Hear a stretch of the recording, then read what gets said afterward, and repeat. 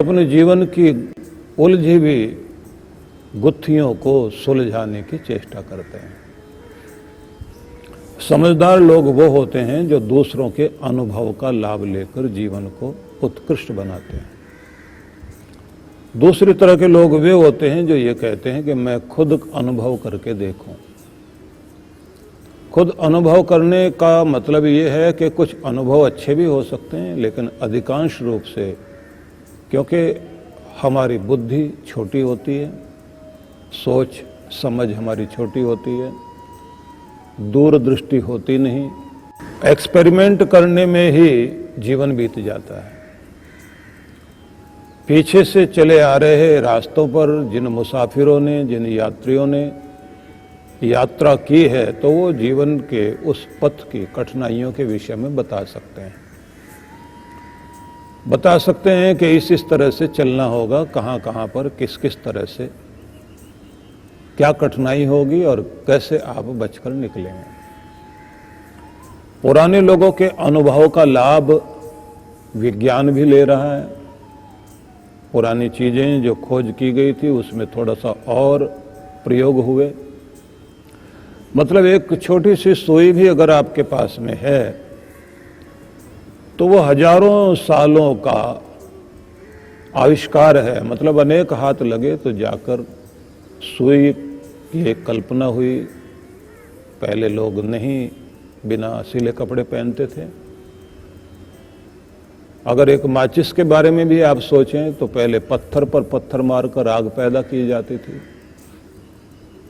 चीजें आगे बढ़ती चली गई और माचिस से आगे चलकर हम मैच बॉक्स से आगे चलकर हम लोग वहां पहुंच गए कि अब आप अपना जो चूल्हा जलाते हैं तो वहां तो केवल एक बटन दबाते हैं, दोनों ही चीजें शुरू हो जाती हैं। चूल्हा जल जाता है, अग्नि अपने आप जल जाती है। कहने का अर्थ केवल इतना ही है कि मनुष्य ने अपने खोजें जारी रखी और उसका परिणाम ये हुआ, जब पहला किसी पहिए का एक चक्र का आविष्कार हुआ तो वो गति का आविष्कार था और उसी के साथ में वो मशीनों में घूमता हुआ पहिया, वो गाड़ियों में घूमता हुआ पहिया आज हमारी प्रगति का सूचक बन गया। तो अनुभव का लाभ लेना होता है। पुराने लोग जो मार्ग बता गए हैं उन्होंने संसार के साधनों के बारे में ही नहीं बताया, जीवन के साधन के बारे में भी बताया कि कैसे आप जिंदगी जिएंगे। क्योंकि मूलभूत मनुष्य की समस्याएं वही रहती हैं कि उसकी जो भावनाएं हैं उनकी अभिव्यक्ति जिन भाव मुद्राओं में होती है, चेहरे के जो हाव भाव, बॉडी लैंग्वेज जो बनती है, किन किन चीज़ों से कैसे बनती है। मतलब जैसे प्रकृति में 6 रस दिए गए, लेकिन वही आप अगर काव्य में चले जाएं तो वो 9 रस बन जाएंगे। जीवन में भी उनकी भावनाएं उसी तरह से 9 रसों में दिखाई देती हैं। कुल मिलाकर सार में हम यही कहेंगे कि हमें अपने अनुभव से तो सीखना ही है, लेकिन दूसरों के अनुभव का भी लाभ लेना चाहिए। उस आधार पर संवाद चलते हैं। तो गीता उपनिषदों का सार है, ये कहा जाता ही है, लेकिन इसको हम कहें कि जो अब तक चला आ रहा था उस सबको युग अनुरूप नहीं, बल्कि मानवता के हित के लिए जैसे श्री कृष्ण ने अर्पित किया, वो एक बहुत बड़ी चीज है। तो जिस बिंदु पर हम लोग कल जहां तक पहुंचे थे, 46 श्लोक आपने देखा था, 46वां अब 47वां श्लोक है। प्रसिद्ध श्लोक है ये। कर्मण्येवाधिकारस्ते मा फलेषु कदाचन मां कर्म फल हेतुर्भूर्मा ते संगोस्त्व कर्मणि। ये गीता का ज्यादा से ज्यादा प्रसिद्ध श्लोक है जो आमतौर से लोगों ने बहुत बोला है, लेकिन समझने की बारी में बहुत बार भूल होती भी है। पहले अर्थ को समझ लीजिए। भगवान श्री कृष्ण कह रहे हैं कि तुम्हारा अधिकार केवल कर्म करने का है। कर्मणि, कर्मों में, एव ही अधिकारस्ते, तुम्हारा अधिकार है। कर्म करने का तुम्हारा अधिकार है। तुम्हें एक ही अधिकार दिया गया है कि अपने कर्म को करिए। मा फलेषु कदाचन, फल का अधिकार तुम्हारे हाथ में नहीं है। परिणाम जो है देने वाला कोई और है। तुम्हारे वश में केवल इतना है कि तुम अपना कर्म कर सको, अपना कर्तव्य निभाओ। परिणाम देने वाली शक्ति अलग है, वो उसके हाथ में है। मतलब मनुष्य के हाथ में कर्म है, भगवान के हाथ में फल है। सीधा सरल अर्थ हुआ। मां कर्म फल हेतुर्भूर्मा ते संगोस्त्व कर्मणि। फल की इच्छा करने का कदापि भी आपको अधिकार नहीं है। तुम्हारा उद्देश्य कर्म फल की प्राप्ति न हो और न ही कर्म के त्याग में तुम्हारा अनुराग हो। इसको मैं अपने ढंग से समझाता हूं। कर्म करने का अधिकार आपका है, फल तुम्हारे हाथ में नहीं है। तुम्हारा उद्देश्य कर्म फल की प्राप्ति नहीं होना चाहिए। तुम्हारा लक्ष्य फल प्राप्ति का नहीं होना चाहिए, कर्म करने का होना चाहिए। जब फल प्राप्ति का अधिकार तुम्हारा नहीं है और इच्छा भी नहीं करो कर्म फल प्राप्ति की, तब फिर कर्म में आदमी लगेगा ही नहीं।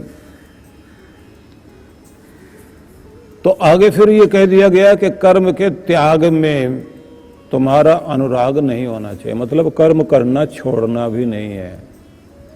चार चीजें हो गई।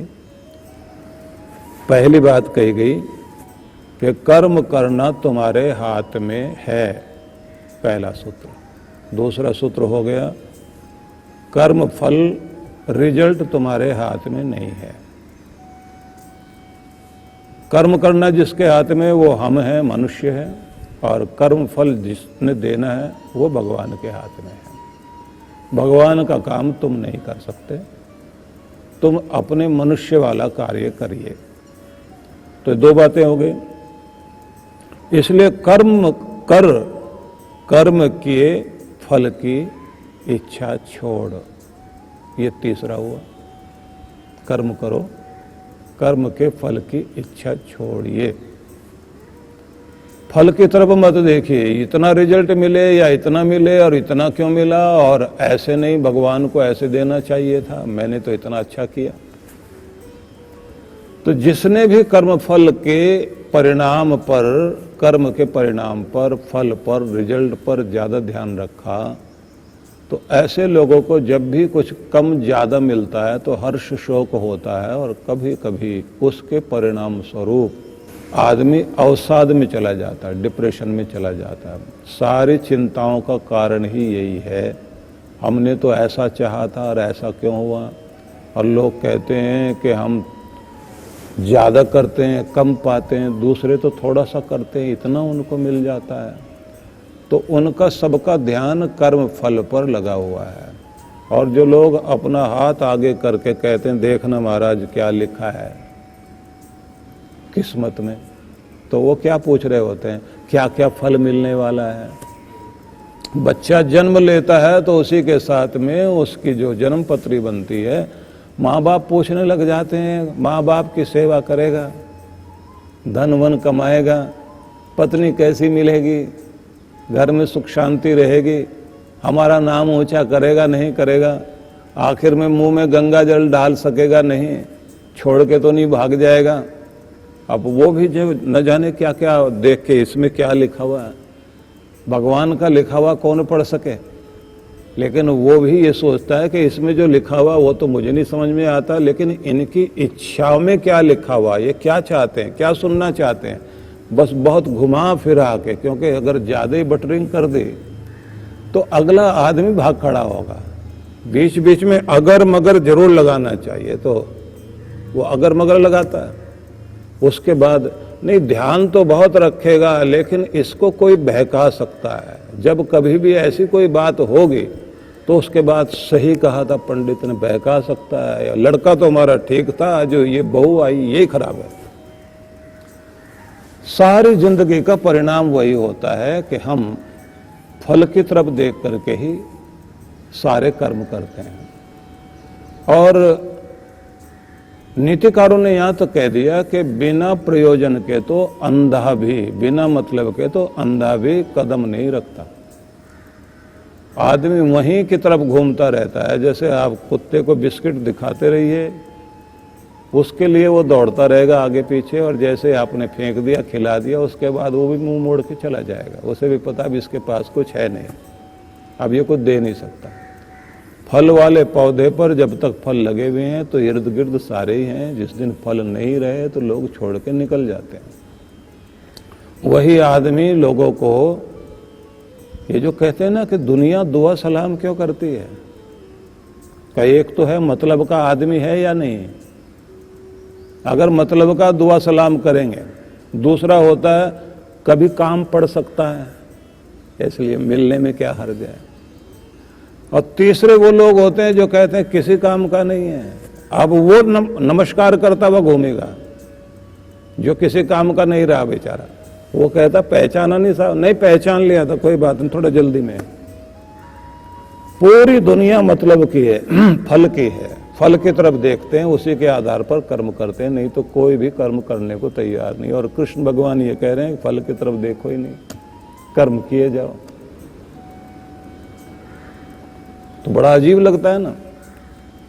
और आगे चौथी बात एक और कह दी है, वो बड़ी अद्भुत है।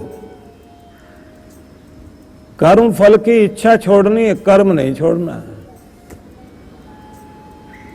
तो ये तो जले पर और नमक डाल दिया। मतलब कर्म करते जाना है, फल की इच्छा करनी नहीं। तो ये तो बात हो गई। लेकिन उसके बाद में ये भी एक बात कह दी गई है कि जो तुम्हारे हाथ में नहीं है तो उसमें दखलंदाजी करो ही नहीं। भगवान के हाथ में है रिजल्ट, तो उसमें दखलंदाजी करने से कुछ नहीं होगा। और भगवान का काम अपने हाथ में लेने की कोशिश मत करो। जो तुम्हारे हाथ में है उसको अच्छे ढंग से निभाओ। कर्म फल की इच्छा भी मत रखो, ये भी एक बात कही। और एक बात ये भी कही कि कर्म करना छोड़ना भी नहीं। जहां कुछ मिलना ही नहीं आदमी, वहां पर जो है ना, अनमने ढंग से अगर प्रेरणा देकर कराया भी जाए, अनमने ढंग से थोड़ा सा करके आ जाएगा। उसको बोलते हैं बेगार काटना।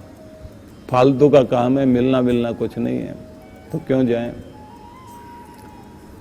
अब थोड़ा सा आगे बढ़ जाएं। आपको ये तो पता लग ही गया कि सारी समस्या की जड़ फल है। सारी समस्या की जड़ ये भी है कि कम ज़्यादा मिलने से आदमी सुखी दुखी भी होता है। और फल में हम लोग इतने उलझे हुए हैं कि पूरे जीवन में जिसके पास फल है तो उसे कहते हैं सफल, फल सहित सफल आदमी। फल है तो इसका मतलब सफल आदमी है। और अगर फल ही नहीं है तो निष्फल क्रिया हो गई है, फल नहीं मिलता।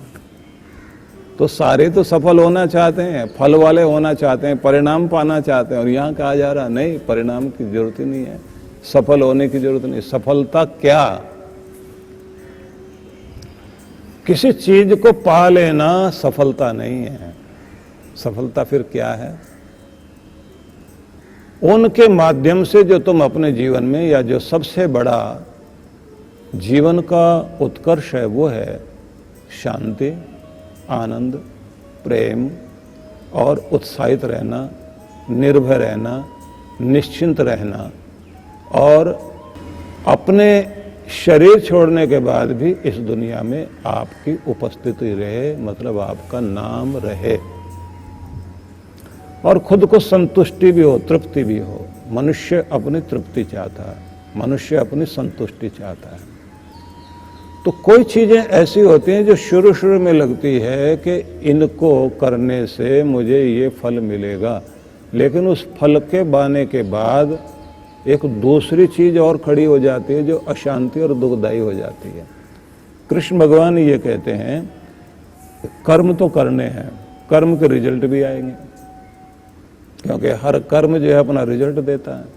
तुम्हारी आसक्ति नहीं होनी चाहिए, उसमें अटैचमेंट इतनी मत रखो।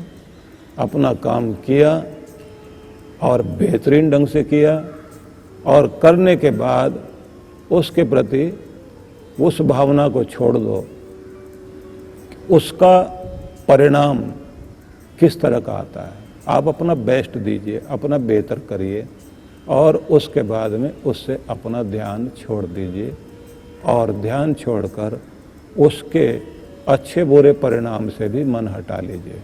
ये एक संदेश है, लेकिन इस संदेश में एक बड़ी महत्वपूर्ण बात है जिसको हमने समझना है। वो ये है कि किसी भी फल के बारे में जो हम लोग बहुत ध्यान दे रहे हैं कि ऐसा रिजल्ट मिलता तो बहुत अच्छा था, और अगर रिजल्ट नहीं मिला तो हम लोग वैसा दुखी भी होते हैं, और अगर कभी संयोगवश ज़्यादा अच्छा रिजल्ट मिल जाता है और कभी कम मिल जाता है, तो ये हर शोक जीवन में चलता रहता है। जो समझने वाली बात थी वो ये कि किसी भी कर्म का परिणाम किस तरह से सामने आता है। वो थोड़ी देर के लिए सुख दे और जन्मों तक आपको दुख दे दे, मतलब जन्मों के कर्म में बांध ले, आना जाना लगा रहे, आपका आवागमन का चक्र बना रहे कि कर्म तो कर लोगे तुम, थोड़ी सी देर के लिए आपका खाया हुआ स्वाद तो दे जाएगा, लेकिन वो बाद में दुख दे जाए। तुम्हें पहले तो अपने जन्म मरण के चक्र से छुटकारा पाना है। सुख दुख, रोना धोना, ये जो सबसे बड़ा दुख है, उससे छुटकारा पाना है, अपने मोक्ष तक, अपनी मुक्ति तक पहुंचना है। तो उस तक पहुंचने के लिए क्या करना है? कर्म के संस्कार जो आपके चित्त पर पड़ते हैं, आपकी जो स्मृति में आते हैं, मेमोरी बैंक जो आपका चित्त है, उस पर आपके कर्म के बीज अंकित हो जाते हैं और वो अगला जन्म देंगे। तुम्हें कर्म ऐसे ढंग से करने हैं कि वो बीज रहे ही नहीं, वो जन्मों का लेखा नहीं हो जाए। क्योंकि अपने यहां तो ये कहा जाता है कि किसी का लिया है तो लौटाने के लिए दुनिया में आना पड़ेगा, नहीं तो अभी लौटा के जाओ। ज्यादातर लोग यही तो करते हैं कि जीवन के अंतिम भाग तक भी ये कोशिश करते हैं कि जिसका भी लिया दिया है सबका हिसाब बराबर करें। किसी को दुख पहुंचाया है उसके पास जाकर के माफी मांग कर आएं और सारा खाता क्लियर करके जाएं, जिससे अगले जन्म में फिर से हम वहीं आकर ना खड़े हो जाएं। हमारी परिस्थितियां बार बार हमें वहीं लाकर खड़ा कर देते हैं। जो भी कुछ आपने किया है हिसाब यहीं बराबर हो जाए तो अच्छा है, नहीं तो न जाने वो कितना चुकाना पड़ता है। इसलिए एक बड़ी अद्भुत चीज है कि हमारे यहाँ तप करने के विधान है। उनमें जो चांद्रायण तप है वो बड़ा महत्वपूर्ण है। उसमें कहा जाता है कि आपको जो महाचांद्रायण है उसमें तो पूरे जन्म के पाप ताप से मुक्त होकर प्रायश्चित तक करके खुद को निर्मल और शुद्ध बना लेना है। और लघु चांद्रायण का मतलब होता है कि आपके पिछले वर्ष के किए गए समस्त पाप ताप के कुसंस्कार जो चित्त पर पड़े हुए हैं उनको उसी समय धुल दिया जाए, अच्छी तरह से ओवरहालिंग कर ली जाए, जिससे इतने निर्मल और पवित्र होकर आप जाएं, एक पवित्र आत्मा।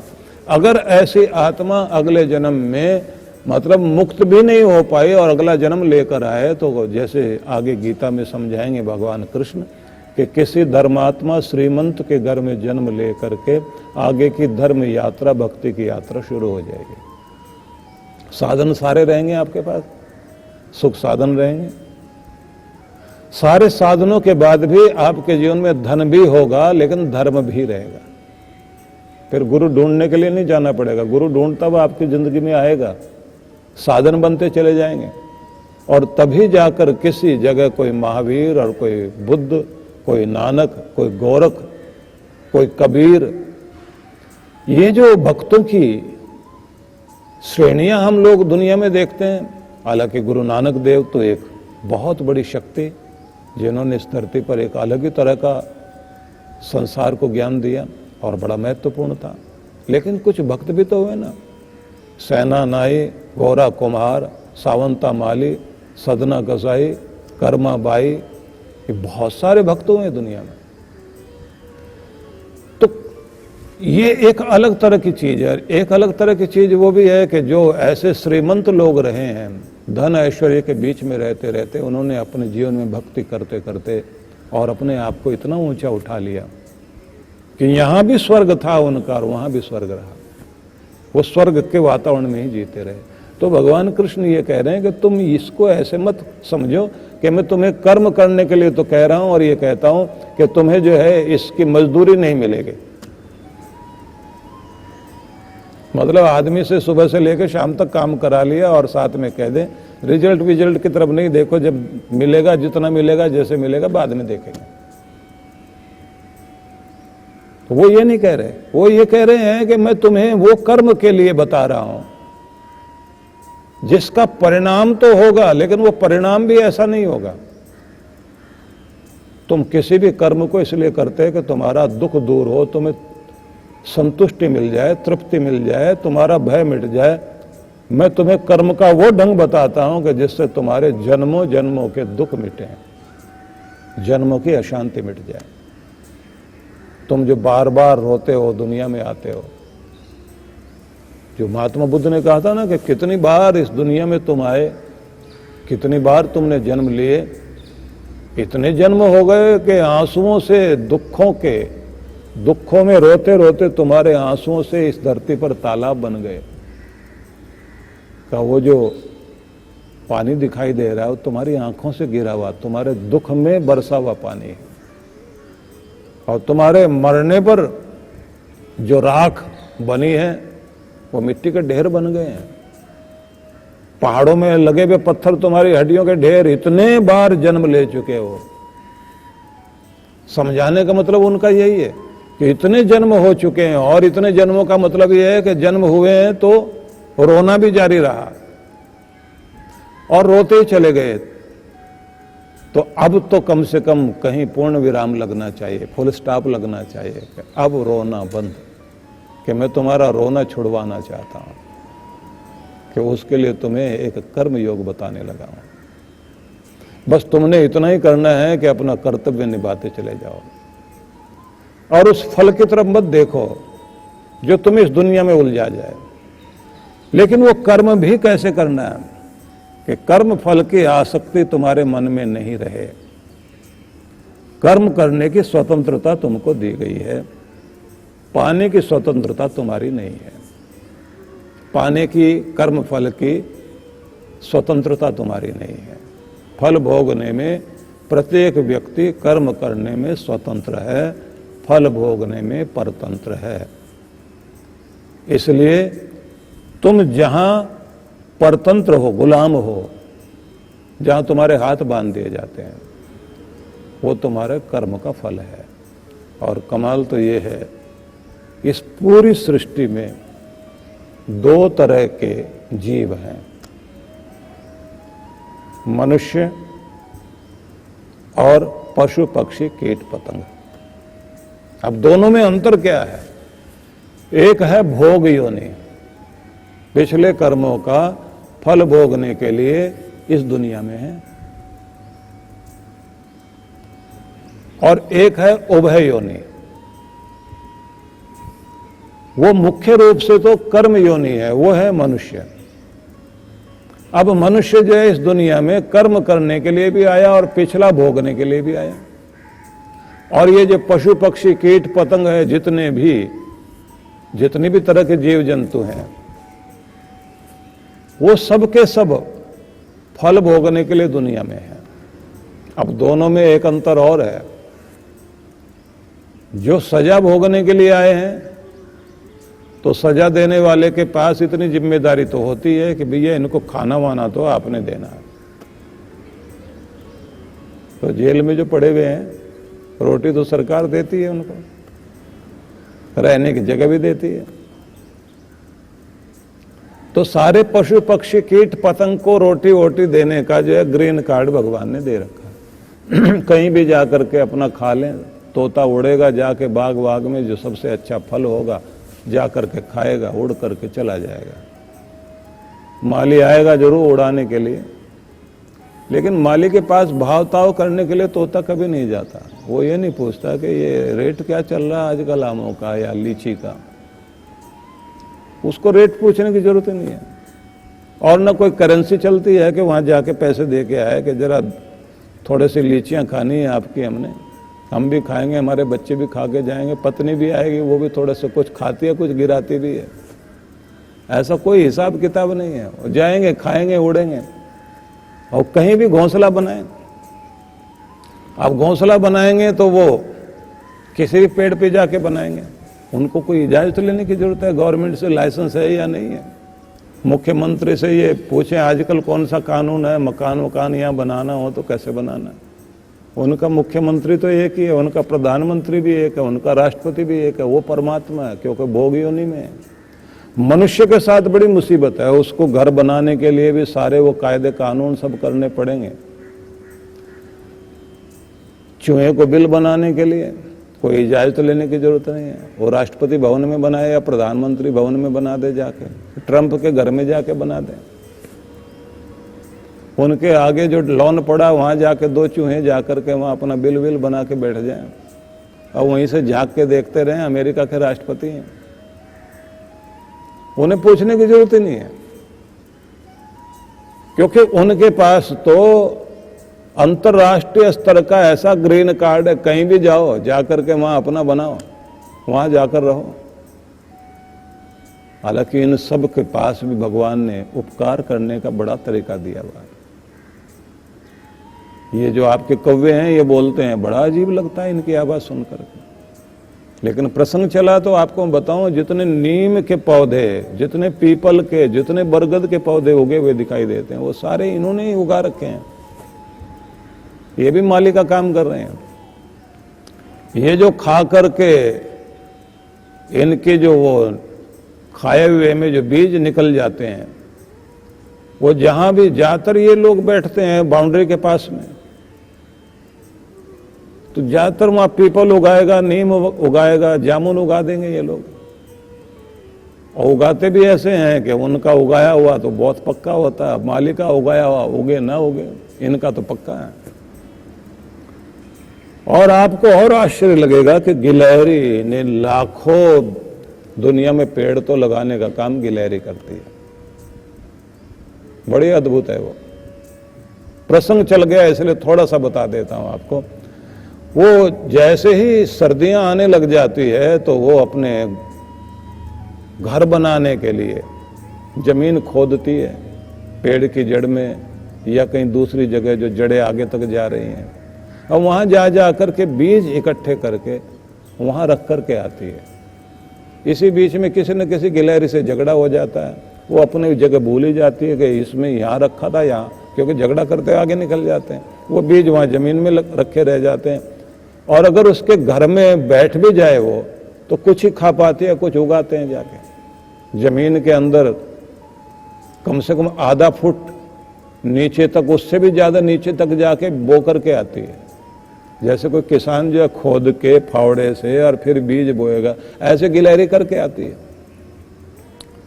लाखों पेड़ तो वही उगा देती है आपके। परमात्मा ने उनको कर भी रखा है ऐसा कि जाओ, जाकर के तुम अपना काम करके आओ। विषय न बदले, मैं आपको फिर वहीं लेकर चलता हूं कि ये जो भोग योनि है इस संसार में, इन सब के लिए भगवान ने ऐसी व्यवस्था की हुई है कि ये फल भोगने में, मतलब अपना पिछले जन्म का जो भी कुछ किया था उसका रिजल्ट भोगने के लिए इधर है। अब वो रिजल्ट क्या है? अपनी वाणी के द्वारा लोगों को बहुत सताया था, तो एक शरीर मिल गया कव्वे का।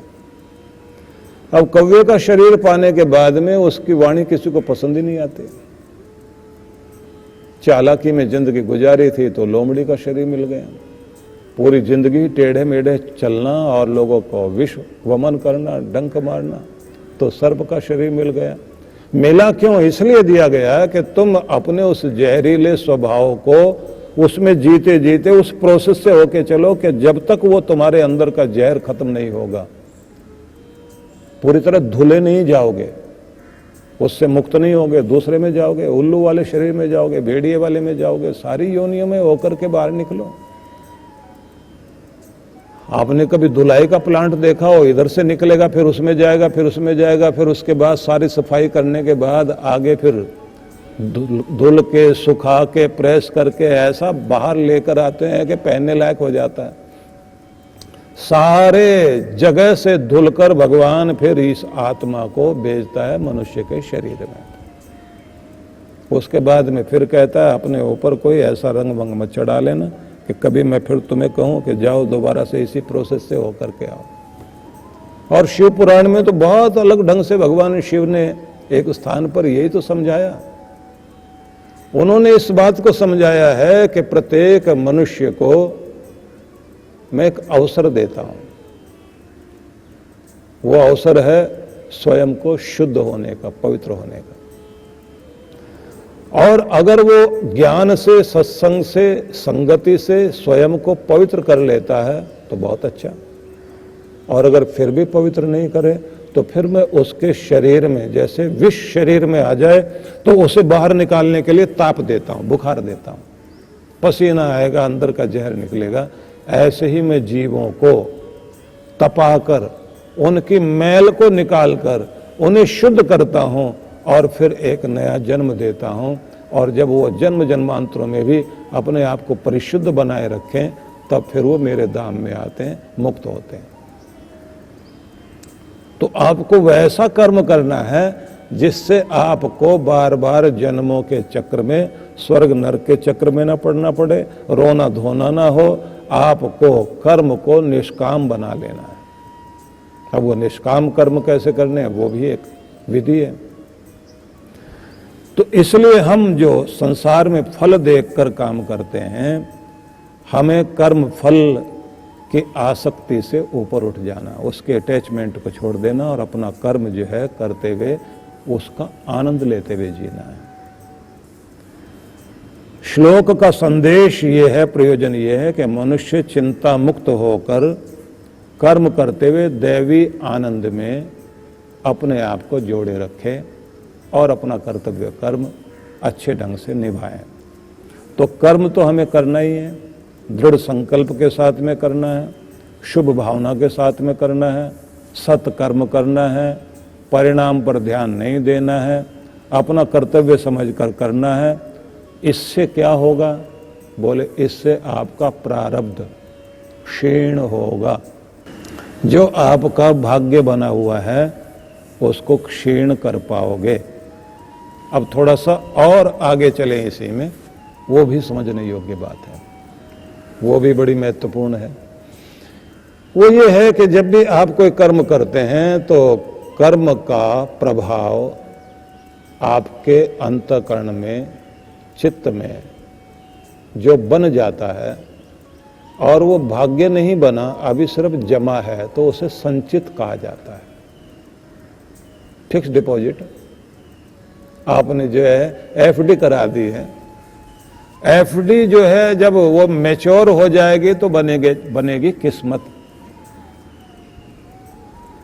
किस्मत बनने से पहले आपके हाथ में बहुत कुछ है और वो ये है कि आप इसे मैच्योर होने ही ना दो। जो आपके कर्म के बीज पड़े हुए हैं आपके खाते में, उसका भाग्य बनने ही मत दो। तो क्या करें? उसका भाग्य बनने से पहले उस बीज को जला दो। जो चने भून दिए जाएंगे, खाने के लिए भूनते हैं ना लोग चने, तो उनको आप बोइए तो फिर वो उगते नहीं। तो ऐसे ही तपस्या से, भक्ति से, साधना से, समाधि से अपने कर्मों के बीज को आप इस तरह जला दें कि फिर आगे वो उगे नहीं। एक तो ये हुआ। और जो कर्म फल बन गए, भाग्य बन गए, उन्हें आप एक ही किस्त में, हम तो ज्यादातर कहते हैं आसान किस्तों में कर्जा चुका देंगे भगवान। महान पुरुष क्या कहते हैं, इसी जन्म में सारा खाता क्लियर हो जाए, तो इसलिए उनके सामने बड़े तरह की परीक्षाएं आती हैं। उनका किया हुआ उनके सामने आकर और उनको दुख देकर और वो जल्दी उससे छुटकारा पा लेते हैं। लेकिन साथ में एक बड़ी बात होती है, वो अपनी भक्ति करते जाते हैं, अपनी साधना करते जाते हैं। उसका परिणाम होता है आत्मिक शक्ति का बढ़ना। आत्मिक शक्ति इतनी बढ़ जाती है, उनका कवच इतना मजबूत हो जाता है, उनकी छतरी इतनी अच्छी हो जाती है कि दुख की बारिश होती रहेगी, लेकिन वो छतरी में कुछ भीगेंगे, कुछ बचेंगे और उनका सारा खाता क्लियर हो जाएगा। अब उसके बाद आगे कर्मों का जो खेल चल रहा था, अब उस चक्र में वो नहीं आएंगे, क्योंकि जब ये कर्मों का खेल सामने चलता है तो फिर ये बड़ा रोल आता है। आगे चल के जब आपको कर्म योग के संबंध में कर्म कितने, किस किस तरह के कर्म हैं, कर्म क्या है, विकर्म क्या है, अकर्म क्या है, जब उसकी व्याख्या होगी फिर आप समझेंगे। क्योंकि ये सब अध्यायों में आना है। इस अध्याय में तो केवल ये है कि पूरी गीता का थोड़ा थोड़ा, जैसे विषय सूची होती है ना, वो सब दे दिया गया कि जिससे आप थोड़ा थोड़ा जान लें। लेकिन एक बात जरूर जान लीजिए आप, ये कर्म जब अपने सामने आने लग जाते हैं तो किस तरह का काम करते हैं कि राजा हरिश्चंद्र, आज भी आप काशी में जाएं तो हरिश्चंद्र का घाट दिखाई देता है। कितनी परीक्षाएं जीवन में हुई, उन परीक्षाओं को आप देखते हैं, न जाने किस किस तरह की परीक्षा इस दुनिया में हुई है। कर्म कहां लाके खड़ा करता है, किस तरह से परीक्षा लेता है। पांडवों के साथ आप देखें ना, 12-13 वर्ष का तो समय ऐसा रह ही रहा है उनका। 12 वर्ष वन में रहे, 1 साल अज्ञातवास में रहे, और 1 वर्ष उससे पहले भी हुआ था जब वो लक्षाग्रह से बच करके निकले थे ना। 1 साल वो भी 14 साल वनों में जीवन बिताया बच करके। जो राजा महाराजा लोग, अभी भी कितने सारे लोग हैं ना जिनके लिए हटो बच्चों की आवाज आया करती थी, साहब की सवारी निकलने वाली है। पहले से ही जो है वो पूरी रोड के ऊपर दोनों तरफ जो है पुलिस वाले खड़े हो जाते थे, ट्रैफिक जाम कर दिया जाता था, सड़कें खाली, गाड़ी जा रही है, फलाने मिनिस्टर हैं, ये फलाने ये थे, गाड़ियां भागती हुई जा रही हैं हवाई अड्डे तक। वहां उनका हवाई जहाज अपना खड़ा हुआ है, भागते हुए अंदर जाएंगे, हवाई जहाज में बैठे तो जहां जाके उतरे वहां भी लोग लाइन लगा के खड़े हुए हैं, जय जयकार हो रही है। अब वही लोग जेल में बैठे हुए हैं, को पूछने वाला कोई नहीं है। कोई वो लोग हैं जिनके अपने हवाई जहाज उड़ा करते थे, अपनों से दूर, अपने देश से दूर, न जाने कहां जाके खड़े हो गए। वे लोग जो दूसरों को सहारा दिया करते थे, खुद बेसहारा होकर बैठे हुए, और जिनको कोई पूछता नहीं था। सारी दुनिया भर के लोग निंदा करने में, बुरा कहने में, अंतर्राष्ट्रीय स्तर पर अपमानित करने में पूरी ताकत लगा दी दुनिया ने। आज पूरी दुनिया भर के राष्ट्र सैल्यूट करने के लिए खड़े हैं। अजीब खेल है ये कर्म का खेल साधारण खेल नहीं है। कहीं सूरज उग रहा है और कहीं का छिप रहा है। एक ही वक्त में आप देख लीजिए, वही वक्त किसी के लिए सौभाग्य वाला है, किसी के लिए दुर्भाग्य वाला है। उसी हॉस्पिटल में किसी के बच्चे ने जन्म लिया है और किसी का कोई दादाजी मर गया। उस हॉस्पिटल से किसी की अर्थी जा रही है बाहर और किसी का बच्चा आ रहा है घर में। एक ही मुहूर्त है, उसी मुहूर्त में आप जरा सोच के देखिए कि कहीं चिता जल रही है और कहीं कोई दुल्हन घर में गृह प्रवेश हो रहा है, घर में प्रवेश हो रहा है उस दुल्हन का। वक्त भी कितना अजीब है। कहीं कोई अपनी चूड़ियां तोड़ करके शोक मना रहा है और किसी जगह किसी का जन्म हो रहा है। एक ही वक्त में कोई आदमी लाखों करोड़ का मालिक बनता जा रहा है और दूसरे आदमी की हालत ये है कि उसका सब चला गया उसी सब। ये बड़ा अजीब खेल है संसार में। और हम अपनी अकल कितनी भी लगाते रहे कि मैं ये कर दूंगा वो कर दूंगा, मेरे साथ इतना परिचय है, मेरे साथ उतना परिचय है। जिन लोगों के साथ में सारे प्रधानमंत्रियों का, राष्ट्रपतियों का परिचय रहा हो और मिलकर के लोग जो खुश होते थे, राज्यसभा तक के मेंबर थे, सारी चीजें थी पास में, कोई परिचय काम नहीं आया। क्योंकि फल भोगने की बारी जब आती है तो भगवान हाथ बांध देता पीछे, और कमाल तो ये अक्ल भी बांध देगा। और उससे भी ज्यादा कमाल यह है कि जिस वाणी को आप कहते हो कि मेरी वाणी ऐसी सबको अपना चिपका ले, अपने साथ बांध ले, वो वाणी ऐसा अजीब हिसाब करने लग जाती है। जाते हैं मेल मिलाप करने के लिए, झगड़ा मोल लेकर के आते हैं। जिस बुद्धि से आप बढ़िया योजना बनाते थे, वो बढ़िया योजना तो कहां बनेगी। आपकी योजना के कारण जो है आपका रास्ता भी जाता रहता है।